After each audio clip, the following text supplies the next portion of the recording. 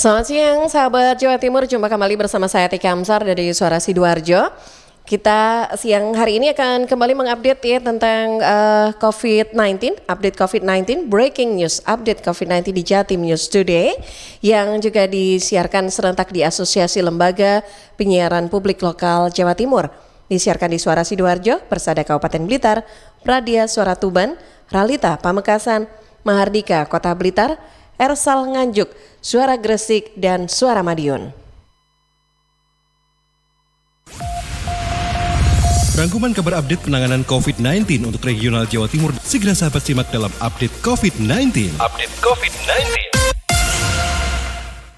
Ya, sahabat Jawa Timur, untuk edisi kali ini di hari Sabtu ya 11 Juli 2020 untuk breaking news update COVID-19 kita awali dulu dari laporan Panji Harto dari Suara Sidoarjo.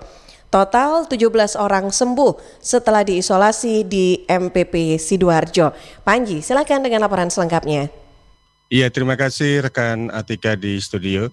Sahabat pendengar di Jawa Timur, Dr. Zuhaidah, Sekretaris Dinas Kesehatan Kabupaten Sidoarjo yang juga Ketua Penanggung Jawab Gedung Isolasi Mall Pelayanan Publik MPP Kabupaten Sidoarjo pada redaksi Suara Sidoarjo Jumat kemarin mengatakan, sampai sekarang tercatat ada 17 pasien OTG, orang tanpa gejala positif COVID-19 yang sudah dinyatakan sembuh sesudah melakukan isolasi di MPP Sidoarjo. Mall Pelayanan Publik MPP Sidoarjo sendiri saat ini masih dijadikan tempat isolasi bagi 89 pasien OTG dengan rincian 53 pasien laki-laki dan 56 pasien perempuan. Sementara jumlah total pasien OTG yang sudah diisolasi di MPP ada 112 pasien. Rata-rata pasien yang dinyatakan sembuh dari MPP membutuhkan perawatan dan isolasi selama 2-3 minggu. Dengan rentang umur pasien yang dirawat antara umur 20 tahun hingga 60 tahun.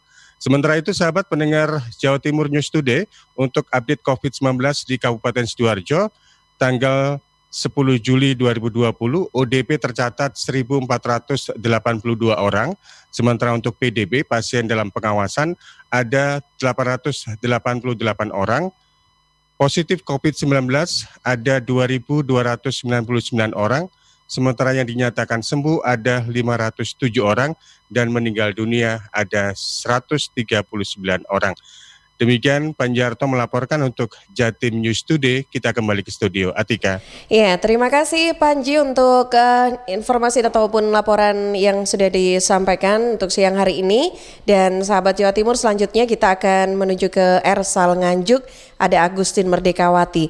Positif Corona, pedagang sayur keliling meninggal. Agustin, silakan dengan informasi selengkapnya. Angka kematian akibat virus corona di Kota Nganjuk terus bertambah setelah seorang laki-laki berusia 58 tahun asal Kertosono yang meninggal pada hari Kamis 2 Juli 2020 yang masih berstatus pasien dalam pengawasan atau PDB. Status pedagang keliling baru terkonfirmasi kemarin setelah hasil tes swab keluar.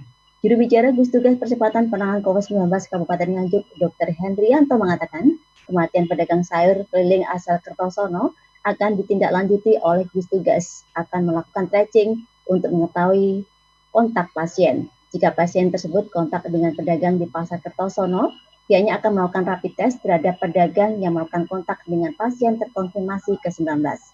Hingga kemarin, Hendri belum bisa memastikan di mana saja penjual sayur keliling pernah beroperasi, masih didalami, juga masih menunggu data dari petugas di lapangan. Hendri meminta para pedagang tidak perlu panik, melainkan tetap menjaga kebersihan dan menerapkan protokol kesehatan saat bertransaksi. Dan termasuk disiplin menggunakan masker. Sahabat News Today, untuk total PDB di Nganjuk saat ini ada 184 kasus, ODR 46.710 orang, OTG berjumlah 2.641 orang, dan ODB tetap 108 kasus. Demikian Aktif Mengalati melaporkan. Ya, terima kasih Agustin untuk informasi atau laporan yang sudah disampaikan siang hari ini. Dan sahabat, kita ke Persada FM Kabupaten Blitar. Kita sudah bersama dengan Risma Erina siang hari ini yang akan mengabarkan terpapar COVID-19 satu tenaga Kesehatan asal Wlingi, Kabupaten Blitar meninggal dunia. Risma, silakan dengan berita selengkapnya. Ya, baik. Kabar duka kembali menyelimuti petugas medis karena PN, seorang tenaga kesehatan berusia 51 tahun, asal Babatan, Kecamatan Wlingi, dinyatakan meninggal dunia akibat terpapar COVID-19. Hal ini dibenarkan oleh juru bicara tim gugus tugas percepatan penanganan COVID-19 Kabupaten Blitar, Krisna Yekti. Ia menuturkan pasien meninggal dunia pada Jumat 10 Juli dan dinyatakan positif COVID pada 29 Juni 2020. Saat itu pasien mengalami demam dan melakukan swab dengan hasil positif. Kemudian dirawat di Rumah Sakit Lavalet Malang. Krisna menambahkan hingga 10 Juli 2020 ada satu tambahan kasus positif COVID-19 sehingga saat ini jumlah kumulatif mencapai 42 orang. Sebanyak 23 diantaranya dinyatakan sembuh, 12 orang masih dirawat, dan sisanya 7 orang meninggal dunia. Sedangkan satu tambahan kasus adalah seorang laki-laki berusia 41 tahun dari Kedung Wungu, Kecamatan Binangun. Pasien memiliki riwayat akan bekerja di Madura, kemudian ditampung di Surabaya terlebih dahulu dan melakukan uji swab. Setelah hasilnya keluar, ternyata dinyatakan positif COVID-19.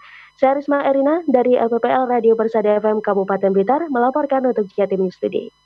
Terima kasih Risma dari Kabupaten Blitar ya, dari Persada FM yang sudah mengabarkan untuk kita semua sahabat Jawa Timur. Selanjutnya kita ke kontributor Bojonegoro, ada Iwan Siswoyo, Palang Merah Indonesia atau PMI cabang Bojonegoro, edukasi santri pondok pesantren untuk pencegahan sebaran COVID-19.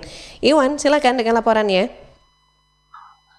Ya, sahabat Palang Merah Indonesia atau PMI cabang Bojonegoro mendatangi sejumlah pondok pesantren di wilayahnya untuk memberikan edukasi pencegahan sebaran COVID-19.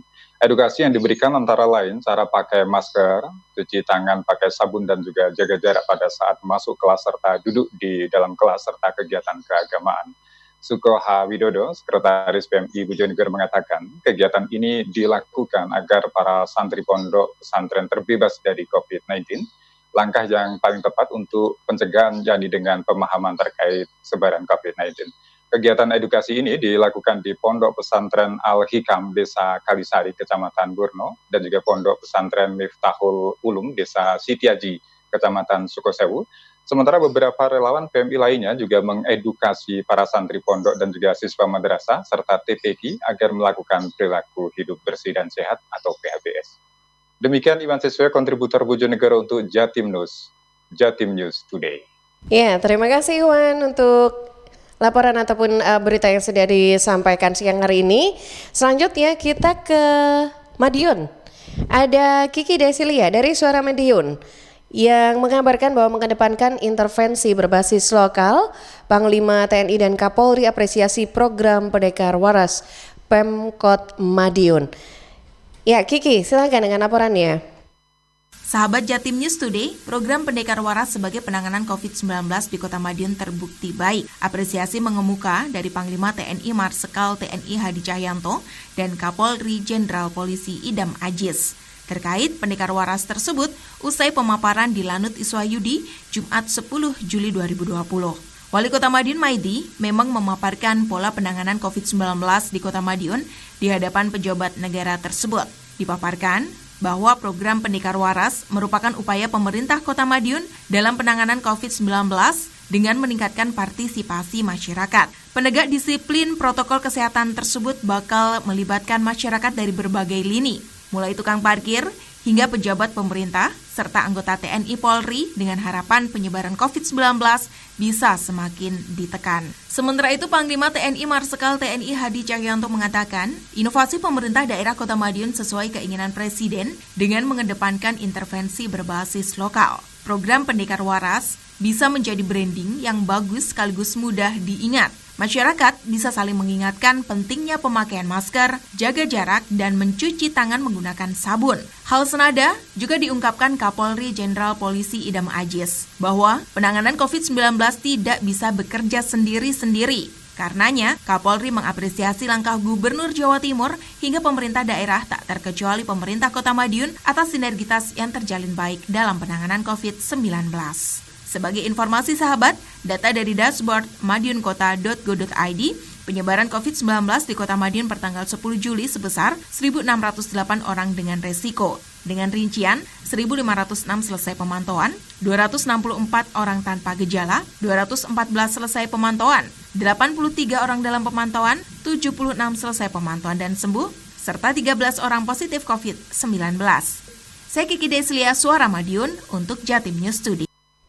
Ya, terima kasih Kiki. Dan sahabat, saya ajak Anda juga untuk menuju ke Kota Blitar. Kali ini ada Afik Rahardian dari Mahardika FM. Jelang tahun ajaran baru 2020, Dinas Pendidikan tegaskan proses pembelajaran di Kota Blitar tetap melalui daring. Afik, silakan dengan berita selengkapnya. Memasuki ajaran baru tahun 2020 yang jatuh pada tanggal 13 Juli mendatang, Dinas Pendidikan Kota Blitar menegaskan pembelajaran akan tetap dilakukan dengan daring online. Hal ini sesuai dengan anjuran Nadiem Makarim, Menteri Pendidikan dan Kebudayaan Mendikbud Indonesia. Pembelajaran secara tatap muka atau langsung hanya boleh dilakukan bagi wilayah zona hijau dengan tetap menerapkan protokol kesehatan. Senada dengan itu, Priyo Suhartono, PLT Kepala Dinas Pendidikan Kota Blitar saat ditemui di ruang kerjanya Jumat 10 Juli 2020 mengatakan, saat ini Kota Blitar masih berada di zona kuning, artinya pembelajaran di tahun ajaran baru akan tetap dilaksanakan melalui daring. Siswa akan belajar di rumah masing-masing dan tidak menciptakan kerumunan sebagai bentuk pencegahan penyebaran COVID-19 di Kota Blitar. Ini memang ajaran baru itu berlangsung 13 Juli. Tapi kok masih pembelajaran di rumah. Besarnya belum zona itu. Ditemui di kesempatan yang sama, Zainal Abidin, Koordinator Pengawas Dinas Pendidikan Kota Blitar kepada tim redaksi Mahardika mengatakan, di tahun ajaran baru mendatang, pembelajaran yang diawali pada tanggal 13, 14, dan 15 Juli akan dilakukan dengan masa pengenalan lingkungan sekolah MPLS melalui online. Tiap-tiap sekolah diwajibkan membuat video untuk ditayangkan kepada siswa. Masa pengenalan lingkungan sekolah itu dilaksanakan juga dengan daring. Tiap-tiap lembaga itu membuat video mengenalkan lingkungan sekolahnya. Ini ruang kepala sekolah, ini kepala sekolah, ini waka-wakanya, gambarannya seperti itu. Afik Rahardian, Mahardika. Ya, terima kasih Afik untuk laporannya. Dan sahabat, selanjutnya kita ke Pradia Suara Tuban. Ada Hikmah Suroya, Wakil Bupati pantau langsung penyaluran BLT COVID tahap ketiga. Hikmah, silakan dengan berita selengkapnya. Wakil Bupati Tuban Nur Narusen memantau langsung penyaluran dana bantuan langsung tunai BLT COVID-19 tahap ketiga. Kali ini pemantauan langsung oleh Wabub Tuban dilakukan di Kecamatan Bancar, tepatnya di Desa Cingklung dan Desa Margosuko. Wabub Nur Narusen usai pemantauan mengatakan penyaluran di tahap ketiga berjalan dengan baik. Warga sebelumnya masuk dalam daftar tunggu akibat tidak terdaftar di penyaluran tahap pertama dan kedua. Kali ini di tahap ketiga telah terdaftar dan memperoleh haknya. Seperti ke-19 warga dari Desa Cingklung yang sebelumnya belum terdaftar, di tahap ketiga ini mendapatkan BLT COVID-19. Dalam kesempatan tersebut, Wabub kembali mengingatkan agar masyarakat menggunakan dana BLT untuk keperluan primer. Sementara itu, Kepala Kantor Pos Indonesia Cabang Tuban, Edi Mulyo Utomo mengatakan, penyaluran terakhir tahap ketiga sejumlah 31.171. Adapun untuk tambahan data muncul dari data sebelumnya yang merupakan data pengganti, untuk penyaluran pun masih menggunakan mekanisme yang sama. Hikmah Suroya, Pradia Suara Tuban untuk Jatim News Today.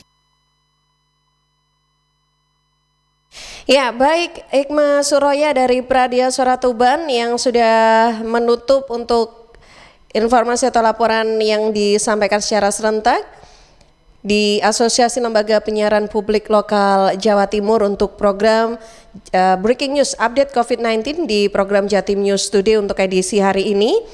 Anda bisa ikuti kembali sahabat setiap Senin sampai Sabtu jam 11:05 waktu Indonesia Barat. Disiarkan di Asosiasi Lembaga Penyiaran Publik Lokal Jawa Timur, Suara Sidoarjo, Persada Kabupaten Blitar, Pradia Suara Tuban, Ralita Pamekasan, Mahardika Kota Blitar, Ersal Nganjuk, Suara Gresik, dan Suara Madiun. Saya Tika Amsar, selamat siang. Perkembangan penanganan COVID-19 untuk wilayah regional Jawa Timur sudah sahabat simak dalam Update COVID-19. Update COVID-19. Update COVID-19 bisa sahabat simak Senin sampai Sabtu jam 11 siang. Persembahan dari Asosiasi Lembaga Penyiaran Publik Lokal Jawa Timur.